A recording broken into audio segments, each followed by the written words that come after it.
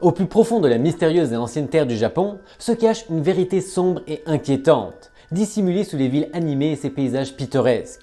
Depuis des siècles, des histoires à faire froid dans le dos et des créatures effrayantes résonnent dans les montagnes et les vallées, semant la terreur dans le cœur de ceux qui osent les écouter. Ces légendes ne sont-elles que le fruit de l'imagination ou recèlent-elles un terrifiant noyau de vérité? Préparez-vous à embarquer pour un voyage à travers cette terre énigmatique, où les frontières entre les vivants et les morts sont floues et où le surnaturel se cache à chaque coin de rue. Oseriez-vous vous plonger dans les secrets inouïs et les terreurs inconnues que le Japon recèle?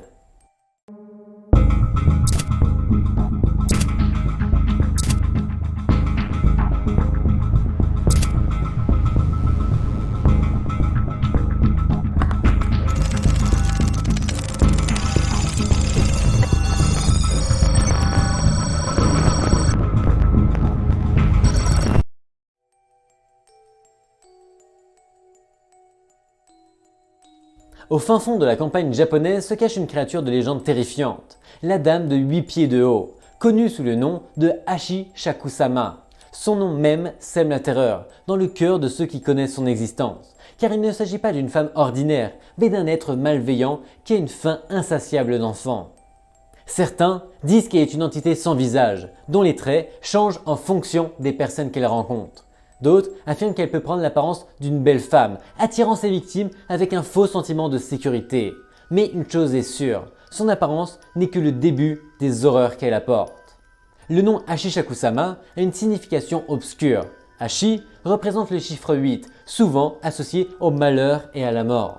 Shaku est une ancienne unité de mesure qui équivaut à peu près à 2,5 ou 3 mètres, ce qui indique sa stature imposante. Et Sama est un titre de respect montrant que cet être exige d'être craint et vénéré. On dit que Hachi-Shaku-sama hante la campagne, riant aux éclats, tandis qu'elle cherche sa prochaine victime. Sa silhouette fantomatique est drapée dans une longue robe blanche. Son rire sinistre résonne dans les champs comme une sinistre berceuse. Elle est attirée par les innocents, les vulnérables, les enfants. Aucun enfant n'est à l'abri de son emprise.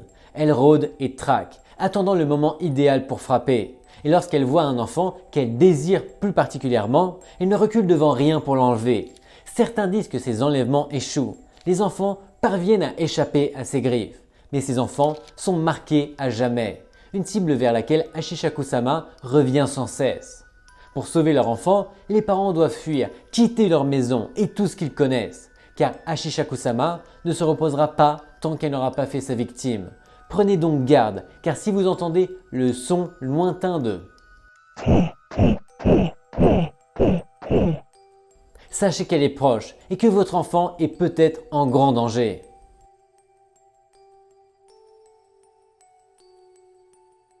L'histoire qui a popularisé le spectre de Hachi-Shaku-sama a été diffusée sur internet par un jeune homme qui prétendait avoir survécu à une rencontre directe avec la femme de 3 mètres de haut pendant son enfance. Selon cette histoire, ses parents l'emmenaient chaque été chez ses grands-parents, dans une petite ville rurale du Japon, où il se sentait aimé et libéré des pressions de la ville. Par une chaude après-midi, alors qu'il se reposait sur la pelouse de la cour, il entendit un bruit étrange. Il avait du mal à en trouver la source. Il tendit l'oreille. C'était le popopo, popopo, popopo qui résonnait d'une voix basse et répétitive. Il chercha l'identité de cette voix. Ses yeux se portèrent sur les hautes haies qui bordaient le mur du front, où il fut soudain confronté à une image terrifiante.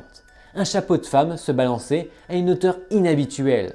Il s'approcha et vit la silhouette d'une femme osseuse, vêtue de blanc et extrêmement grande. Il la regarda très peu de temps avant qu'elle ne disparaisse. De retour à la maison, il trouva ses grands-parents en train de prendre le thé dans la cuisine et leur raconta ce qu'il avait vu. Sur le moment, ils ne prêtèrent pas beaucoup d'attention au récit du petit-fils. Mais lorsqu'il mentionna la taille extravagante de la femme et le bruit qu'elle faisait, ils devinrent tous deux d'une pâleur mortelle. Et la grand-mère se retint de pleurer. Ils savaient tous deux qu'il s'agissait de Hachi-Shaku-sama. Son grand-père le prit par le bras et lui fit répéter la taille de la femme et tous les détails. Où elle était, quand est-ce que ça s'est passé, ce qu'il faisait et ce qu'il a dit exactement. Le vieil homme sortit précipitamment de la cuisine et appela quelqu'un dans l'entrée. Lorsqu'ils se retrouvèrent seuls, le garçon, qui avait très peur, vit que sa grand-mère tremblait de peur. Le grand-père revint et lui demanda de rester avec le petit garçon, car il devait sortir un instant et de ne pas le quitter des yeux. Lorsque le petit-fils pleura et demanda ce qui n'allait pas, le grand-père répondit tristement. Elle s'est prise d'affection pour toi, mon enfant. L'esprit est connu pour rechercher les enfants, car ils sont facilement trompés. Et une fois qu'elle a choisi sa victime, il n'y a pas d'échappatoire. Tu seras à jamais prisonnier de ses griffes, et on ne te reverra plus jamais.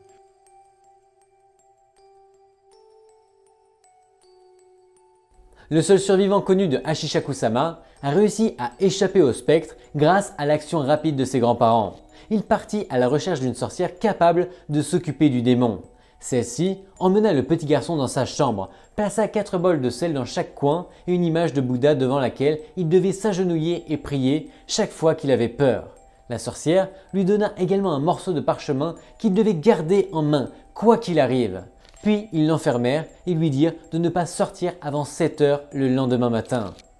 Le petit garçon passa cette nuit-là dans la plus grande des solitudes, écoutant par la fenêtre les sons et les chants terrifiants de Hashishaku-sama, qui insistait pour être présent et voulait l'emmener avec elle. D'un moment à l'autre, il entendait la voix de son grand-père lui dire que s'il avait peur, il pouvait sortir et les rejoindre. Mais apparemment, il s'agissait d'un mauvais tour du fantôme. Le garçon se souvint des instructions fermes de la sorcière et se consacra simplement à la prière au pied du Bouddha. Au fil des heures, le sel dans les bols s'assombrit de plus en plus. À l'aube de cette nuit terrible et éternelle, à 7 heures du matin, le garçon sortit de la claustration et fut accueilli par ses grands-parents. Ils ont tous quitté la maison en plein jour. Dans une voiture de 9 places se trouvaient le petit garçon et plusieurs hommes du village. C'est la sorcière qui conduisait. Les hommes, tous des parents, ont dit au garçon de ne pas lever la tête, que le danger n'était pas passé. Mais il ne pouvait pas s'en empêcher. Il regarda par la fenêtre et vit Hashishaku-sama qui s'agitait dans sa robe blanche fantomatique. Lorsqu'elle croisa le regard du petit garçon, elle s'approcha de son visage effrayé. Le petit garçon ferma les yeux et serra le parchemin entre ses doigts. Le chant du démon s'amplifia. Seul le garçon et la sorcière pouvaient l'entendre. La sorcière se mit à prier si fort qu'elle se mit à crier. Le chant s'arrêta. Finalement, le garçon fut emmené hors de la ville, échappant aux terrifiantes mâchoires d'Ashishaku-sama, condamné à ne jamais revenir chez ses grands-parents.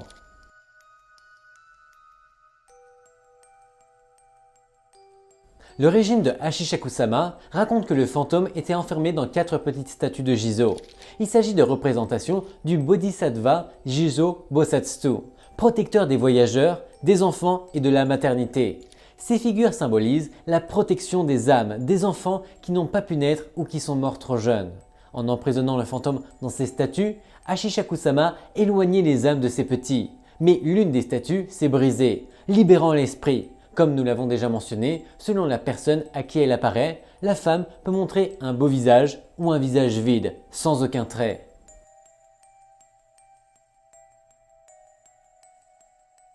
Hanako-san est une jeune fille fantôme, une adolescente dans certaines versions, qui hante les toilettes des écoles japonaises, un peu comme l'adolescente fantôme dans Harry Potter. Les japonais l'appellent Toare no Hanako-san, ce qui signifie littéralement Hanako des toilettes. Elle a des cheveux noirs légèrement courts et raides et porte une jupe rouge. Selon la légende, elle peut geler le sang des plus courageux.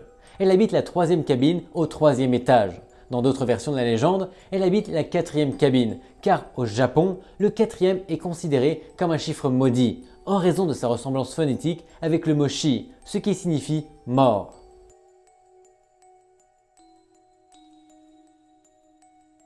D'un autre côté, on dit que si vous n'ouvrez pas la porte 3 ou 4 fois, mais que vous sentez une présence dans les toilettes, il s'agit très probablement de Hanako-san. Y a-t-il un moyen de le savoir? Bien sûr, en la provoquant, en la faisant se manifester, ce que vous pouvez faire en frappant 3 fois à la porte, en l'appelant par son nom ou en posant la question clé. Hanako, es-tu là? Il n'est pas certain qu'elle vous réponde, mais si elle le fait, la plupart des versions disent qu'elle le fera avec une voix basse et calme. Oui, je suis ici. Une fois que vous savez qu'elle est là, si vous voulez vraiment ouvrir la porte, il vous faudra vraiment beaucoup de courage, car elle sera encore plus en colère que ceux qui ouvrent la porte sans demander. Cependant, si vous avez un examen pour lequel vous avez obtenu la meilleure note, vous pouvez être tranquille, car on dit que Hanako-san se calme et disparaît lorsqu'elle voit que vous êtes un bon élève. Cependant, une version dit que Que vous ayez un examen ou non, elle disparaîtra en allant dans les toilettes et en ouvrant le robinet.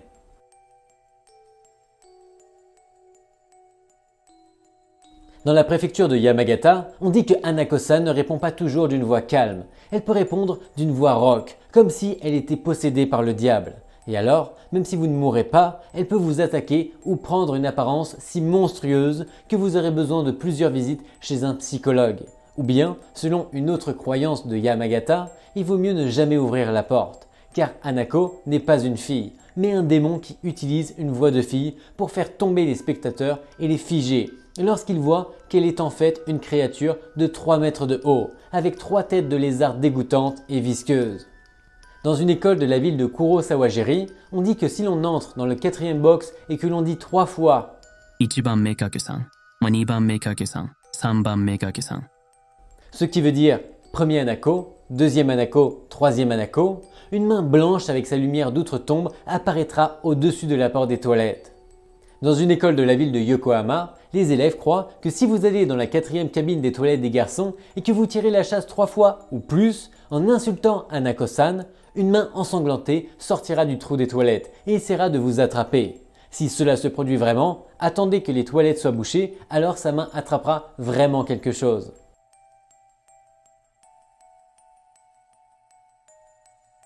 Vous vous demandez probablement quelle est l'origine de Hanako-san et quand les gens ont commencé à parler d'elle. Cette fille fantôme est sur les lèvres des Japonais depuis les années 1980, lorsqu'elle est devenue une légende de la culture populaire urbaine. Cependant, certains affirment que Hanako-san était déjà évoquée dans les années 1950, bien que dans une moindre mesure. Les versions suivantes de son origine ont été proposées. Pendant la Seconde Guerre mondiale, Hanako-san jouait à cache-cache lorsqu'elle et les autres élèves ont été surpris par une alerte à la bombe. Elle s'est cachée dans les toilettes et y est morte lorsque les bombes ennemies les ont réduites en miettes. La version la plus sinistre raconte que l'école de Hanako, probablement un internat, était située dans une zone boisée. Hanako s'était promenée parmi les arbres lorsqu'elle a soudain remarqué un homme, une hache à la main, qui l'a regardée d'une manière perverse et malveillante, ce qui l'a effrayée. Elle a couru vers l'école, qui était apparemment presque vide à ce moment-là, et s'est cachée dans une pièce, où elle s'est accroupie jusqu'à ce que, à la proximité des pas menaçants, elle se soit précipitée vers les toilettes, où elle s'est cachée dans la 4e cabine, en fermant la porte avec une poignée de porte. Cependant, l'homme a entendu le bruit de la porte, et sachant où elle se cachait, a dit à voix haute. Hanaso-san asobimashou. Ce qui signifie « Jouons, Hanako ». Il a ensuite fait semblant de la chercher jusqu'à ce qu'il atteigne les toilettes, où il a brisé la porte des toilettes avec une hache et a mis Hanako en pièces. Enfin, certains pensent que Hanako s'est suicidée dans les toilettes, ce qui est crédible puisque le Japon a l'un des taux de suicide les plus élevés au monde, y compris chez les adolescents et les enfants, dont certains se sont suicidés à cause de la pression sociale pour obtenir de bonnes notes, comme celles qui ont fait disparaître Hanako avec les bons élèves. Serait-ce une coïncidence? Merci d'avoir regardé et à vendredi prochain pour une nouvelle aventure. Bye bye!